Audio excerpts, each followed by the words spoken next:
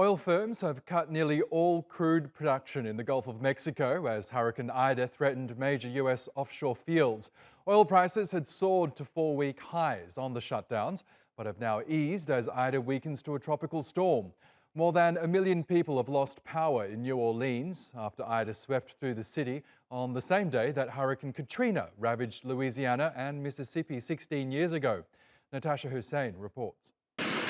Hurricane Ida blasted ashore as one of the most powerful storms to ever hit the U.S.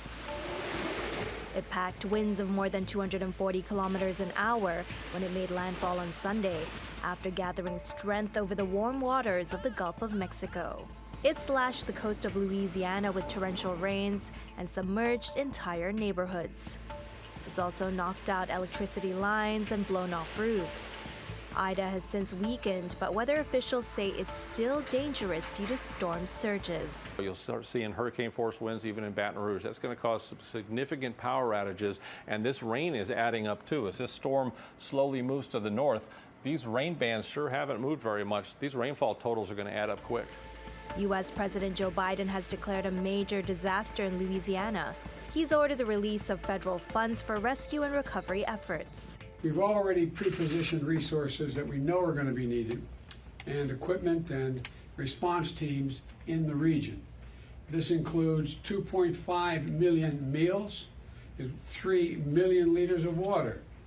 We've got generators in place, and we're in close touch with the power providers to get and restore power as soon as possible, because a lot of it's going to go out. Power companies say tens of thousands of people could be without electricity for weeks. The storm is a test of Louisiana's flood defenses.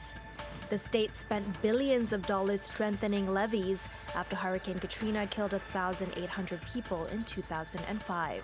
Local weather authorities have warned of storm surges of up to 5 meters.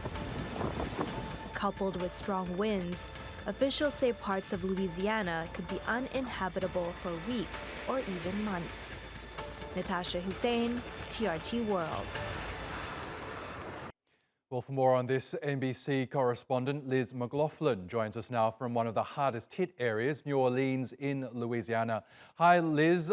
Ida really has pummeled Louisiana state. It's plunged much of New Orleans into darkness. Can you just update us on the latest situation where you are now? Oscar, you can see the sun is shining here in New Orleans, but that may be the only light source for residents here for quite some time. More than 1 million without power. The utility provider Entergy saying there was catastrophic transmission failure due to the storm, and there's no sign of when that will be restored. And that's raising concerns for residents because it is a hot climate here, and that heat could present some health concerns. Not to mention, on top of that, hospitals are strained already in Louisiana, one of the worst coronavirus outbreaks in the nation here. And you can see some of the devastation behind me. Folks are starting to look and see the damage here in the French Quarter of New Orleans. That's a roof that was ripped off like a tin can, and scenes like that are all over the city. Shredded trees, toppled buildings, and flooding. Rising floodwaters continue to move in low-lying areas. First responders are just able to come out and make search and rescue efforts now. Some folks waiting, trapped in their attic for help. Oscar?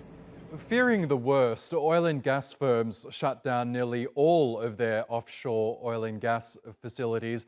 Can you just update us on that situation in the Gulf of Mexico? Have they been spared the worst, and have we seen any effect on gasoline prices at all? Absolutely. So those refineries in the Gulf, we're looking at volumes that were virtually completely shut down, and that accounts for 16% of the oil and gas supply to the U.S. That's quite a bit, and we do expect gas prices to rise by 10 cents or a considerable amount for consumers in the U.S.